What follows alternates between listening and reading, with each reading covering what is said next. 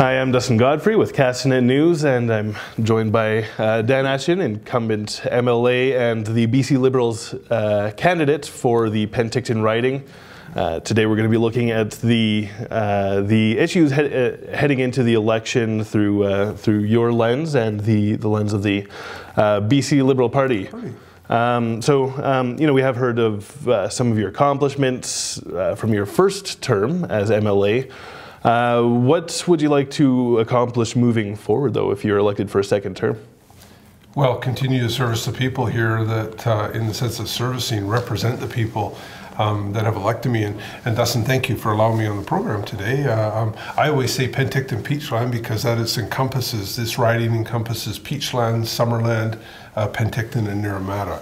So as the incumbent and now as a challenger again coming up, I'm standing on my record.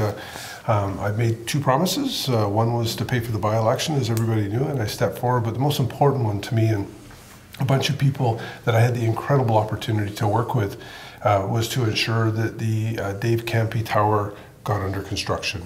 So I wanted to kick it off by looking at the Rural Education Fund in the first debate, and first debate in the city of Penticton at the Stick of Moose. It was a bit of a touchy subject. Then moving into the second debate, you did admit that the government had kind of botched the issue of the school closures. I think your exact words were, I was wrong. Now, moving forward, the School District 67 has shown a little bit of concern. They said that they've received the funding for this year, but they have to apply every year, and they're saying it might not be so easy next year. So are we going to be seeing you going to bat for these schools year after year? Absolutely, and with all due respect, I disagree with the school board. The school board's had the opportunity. There was a very, very, very respected accountant in this community that stood up at those meetings and said, "You've known about this for 10 years. That's water underneath the bridge." I made a promise that I would go to bat for the kids, the parents, the school board, and the citizens of this community, because these rural schools are important. But unfortunately, we've lost 1,900 kids in this school district since 2001, 600 kids in the last 5 years. That's a terrific amount of kids that aren't into the system, but we did step forward. When these attendances are down in the school, and as I mentioned, these facilities aren't owned by the school board. They're owned by the citizens of British Columbia. And there are opportunities that incredibly great group of parents from not only West Bench, but from Trout Creek step forward with ideas.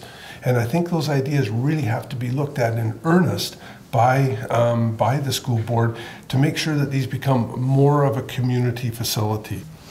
Yeah, sure. Now, lastly, I wanted to get into affordability, which is, a very important issue to people across BC, as well as here in Penticton. Your government is touted one of the strongest, if not the strongest, economy in Canada.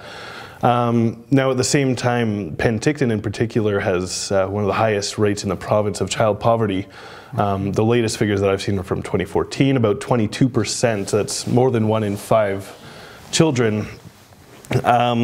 At the same time, the costs of living are going up, whether it's food, whether it's rent, shelter in general, MSP, Hydro, Fortis, all of these rates are going up while people's salaries are going up at a maybe slower rate.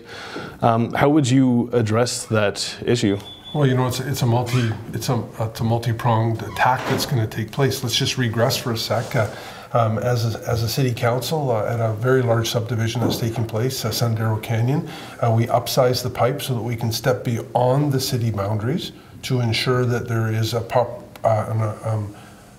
the opportunity to expand the city limits, but also to take 10-acre lots in the regional district and be able to subdivide them into smaller lots so people can have additional housing opportunities. And again, supply and demand is important. Sandero Canyon, every home that was approved up there has the opportunity of quote-unquote a legal in-law suite or a mortgage helper. That gives a person buying a home up there the opportunity to get additional cash in to help out with a mortgage. There's been money that's been put forward for first-time home owners on a interest forgivable for the first 5 years, up to $37,500 by the government. But there's not going to be any quick fixes in this. You know, for years we've touted this as a wonderful place to retire, and the job situation here in Penticton is tenuous. Good paying jobs, and as a kid growing up here in Penticton, you know, there was 4 manufacturers for mobile homes. There was a sawmill right on the river channel. I worked for 7 summers at one of the 3 produce/dry goods warehouses here. When I finished working at that job in the early 80s, I was earning substantially more than most people are earning right now, and those good jobs have disappeared, and it's a challenge for government. Thank you for the opportunity to be here. Yeah, thank you. And if you have any questions that, or rather, if you have any thoughts on any of these topics, you can send it straight to us at letters@castanet.net.